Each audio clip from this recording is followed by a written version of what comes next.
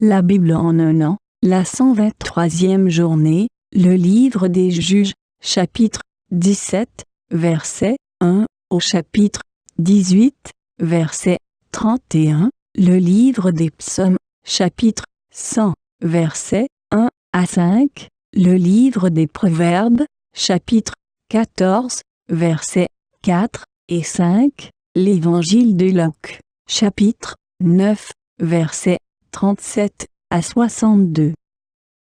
Le livre des Juges, chapitre 17.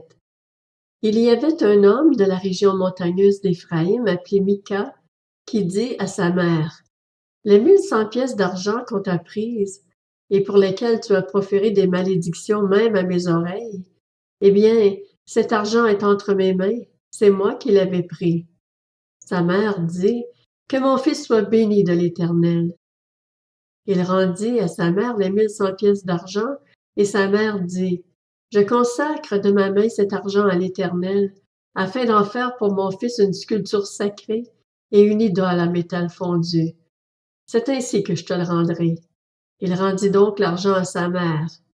Elle prit 200 pièces d'argent et les donna au fondeur, qui en fit une sculpture sacrée et une idole en métal fondu. On les plaça dans la maison de Mika. Ce Mika eut ainsi un lieu de culte. Il fit un éphod et des téraphim, et il établit pour lui l'un de ses fils dans la fonction de prêtre. À cette époque-là, il n'y avait pas de roi en Israël. Chacun faisait ce qui lui semblait bon. Il y avait aussi un jeune homme de Bethléem de Juda, ville du clan de Juda. Il était lévite, et il habitait là en étranger. Cet homme partit de la ville de Bethléem en Juda pour chercher un lieu de résidence qui lui convienne. En cours de route, il arriva à la maison de Mika, dans la région montagneuse d'Éphraïm. Mika lui demanda, « D'où viens-tu? » Et il lui répondit, « Je suis lévite, de Bethléem en Juda, et je voyage pour chercher un lieu de résidence qui me convienne. » Mika lui proposa, « Reste avec moi, tu me serviras de père et de prêtre, et je te donnerai 10 pièces d'argent par an, les vêtements dont tu auras besoin, ainsi que de la nourriture. » Le Lévite entra chez Mika. Il se décida ainsi à rester chez cet homme, qui le considéra comme un de ses fils. Mika établit le Lévite dans ses fonctions, et ce jeune homme lui servit de prêtre et resta chez lui. Mika dit alors, « Maintenant je sais que l'Éternel me fera du bien, puisque j'ai ce Lévite pour prêtre. » Le livre des Juges, chapitre 18. À cette époque-là, il n'y avait pas de roi en Israël. La tribu des Danites cherchait un territoire où s'installer, car jusque-là, elle n'avait pas reçu d'héritage au milieu des tribus d'Israël. Les Danites choisirent parmi eux, dans leur clan, 5 hommes vaillants qu'ils envoyèrent de Tsoréa et d'Eshtaol pour explorer et examiner le pays. Ils leur dirent, « Allez examiner le pays. » Ces hommes arrivèrent jusque vers la maison de Mika dans la région montagneuse d'Éphraïm, et ils y passèrent la nuit. Une fois près de la maison de Mika, ils reconnurent la voix du jeune Lévite, s'approchèrent et lui dirent, « Qui t'a emmené ici? Que fais-tu dans cet endroit? Qu'est-ce qui te retient ici? » Il leur répondit, « Mika fait pour moi différentes choses. Il me donne un salaire et je lui sers de prêtre. » Les hommes lui dirent, « Consulte Dieu, afin que nous sachions si notre voyage aura du succès. » Le prêtre leur répondit, « Allez en paix. Le voyage que vous faites se déroule sous le regard de l'Éternel. » Les 5 hommes partirent et arrivèrent à Laïs. Ils virent le peuple qui s'y trouvait. Ils vivaient en sécurité à la manière des Sidoniens, tranquilles et confiants. Il n'y avait dans le pays personne qui provoque la moindre humiliation ou exerce une domination. Ils étaient loin des Sidoniens et ils n'avaient pas de relation avec les autres. Ils revinrent auprès de leurs frères à Tsoréa et à Shtaol, et ceux-ci leur demandèrent, « Quelles nouvelles rapportez-vous? » « Allons-y, répondirent-ils. Montons contre ces gens, car nous avons vu le pays, et il est très bon. Comment?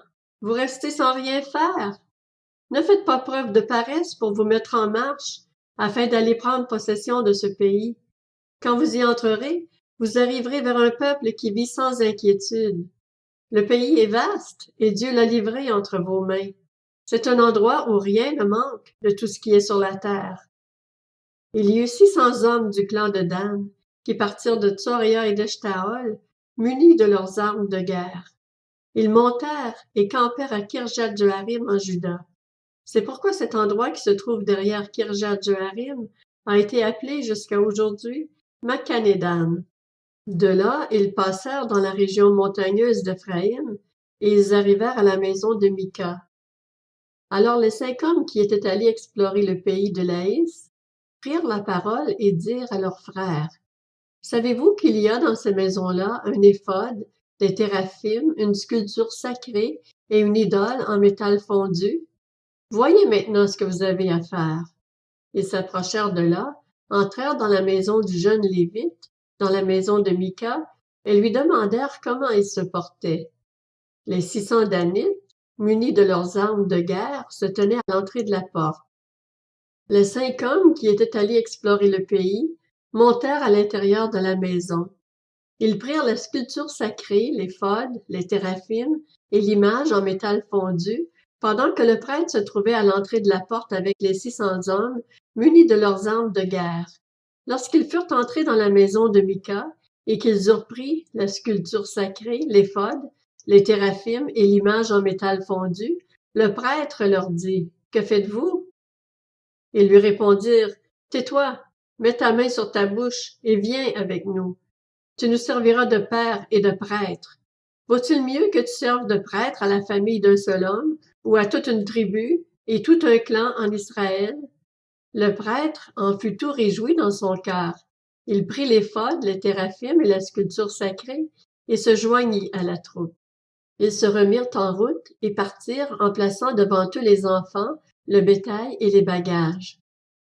Les Danites étaient déjà loin de la maison de Mika lorsque les occupants des maisons voisines de celle de Mika se rassemblèrent et se lancèrent à leur poursuite. Ils appelèrent les Danites qui se retournèrent et dirent à Mika, « Qu'as-tu et que signifie ce rassemblement? » Il répondit, « Mes dieux que j'avais fabriqués, vous les avez enlevés avec le prêtre et vous êtes partis. Que me reste-t-il? Comment donc pouvez-vous me dire qu'as-tu? » Les Danites lui dirent, « Ne dis plus un mot, sinon ce sont des hommes furieux qui se jetteront sur vous, et tu provoqueras ta perte, ainsi que celle de ta maison. » Puis les Danites continuèrent leur route. Voyant qu'ils étaient plus forts que lui, Mika repartit et retourna chez lui. Les Danites enlevèrent ainsi ce qu'avait fabriqué Mika et emmenèrent le prêtre qui était à son service. Puis ils surprirent Laïs, un peuple tranquille et sans inquiétude. Ils le passèrent au fil de l'épée et brûlèrent la ville. Personne ne la délivra, car elle était située loin de Sidon et ses habitants n'avaient pas de relation avec les autres. Elle se trouvait dans la vallée qui s'étend en direction de Beth-Rehob. Les Danites reconstruisirent la ville et y habitèrent. Ils l'appelèrent Dan, d'après le nom de leur ancêtre, qui était un fils d'Israël. Cependant, la ville s'appelait auparavant Laïs. Ils dressèrent la sculpture sacrée pour leur usage propre, et Jonathan, fils de Gershon et petit-fils de Moïse, ainsi que ses descendants, officièrent comme prêtres pour la tribu des Danites jusqu'à l'époque de la déportation des habitants du pays. Ils érigèrent pour leur usage propre la sculpture sacrée qu'avait fabriquée Mika pendant toute la période où la maison de Dieu fut à Silo. Le livre des Psaumes, chapitre 100. Psaume de reconnaissance. Poussez des cris de joie en l'honneur de l'Éternel, habitant de toute la terre. Servez l'Éternel avec joie, venez avec allégresse en sa présence. Sachez que l'Éternel est Dieu. C'est lui qui nous a fait, et nous lui appartenons.